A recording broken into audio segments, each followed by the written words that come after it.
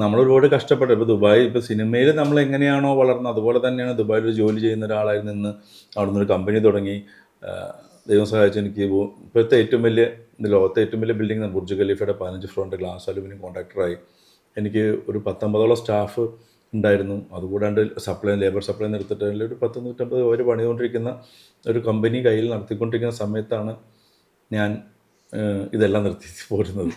അപ്പോൾ ഒരു ഇവൻ കഷ്ടപ്പെട്ട് ഇവിടം വരെ എത്തിച്ചിട്ട് ഒരു ദിവസം ഇത് കളയുമ്പോൾ എല്ലാവർക്കും അതിൻ്റെ ഒരു ഭയമുണ്ട്. പപ്പയും മമ്മിയൊക്കെ അവിടെ വന്ന് വളരെ സന്തോഷത്തോടുകൂടി, ഇവനിവിടം വരെ എത്തിയില്ലേ, എൻ്റെ വീട് അന്നൊരു മിർദീഫിൽ അൽവർക്കൊരു വില്ലയാണ്, അല്ല മറ്റേ കമ്പനിയുണ്ട്, ഓഫീസ്, എല്ലാവരും വളരെ സന്തോഷത്തോടെ കണ്ടുകൊണ്ടിരുന്നപ്പോൾ, അല്ലെങ്കിൽ വൈഫും ഫാമിലിയൊക്കെ ഹാപ്പിയായിട്ട് അങ്ങനെ ഒരു ലൈഫിൽ നിൽക്കുമ്പോഴാണ് എൻ്റെ ഒരു സ്വപ്നത്തിലേക്ക് ഞാൻ ഒറ്റ ദിവസം എന്ന് പറയാൻ പറ്റില്ല, ഞാൻ ഞാൻ പറയും 12 വർഷമായി സിനിമയിൽ വന്നിട്ട്. ഒരു 6 വർഷം മുമ്പാണ്, 6 വർഷത്തിന് ഒരു 5 വർഷം മുമ്പാണ് ഞാൻ മൊത്തത്തിൽ ക്ലോസ് ചെയ്യുന്നത്.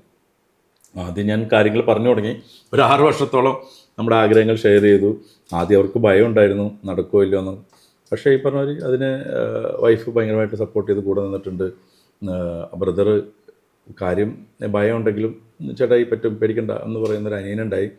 പിന്നെ പപ്പയും മമ്മിക്കൊക്കെ ആദ്യം ഒരു പേടിയുണ്ടെങ്കിലും എന്തെങ്കിലും ചെയ്യായിരിക്കും എന്നൊരു പ്രതീക്ഷ ഉണ്ടായിരുന്നു. അപ്പോൾ അവർ വിഷമിച്ചിട്ടുണ്ടാവാം, വലിയ കാര്യമായിട്ടൊന്നും എന്നോട് എതിർത്ത് പ്രകടിപ്പിച്ചിട്ടൊന്നുമില്ല.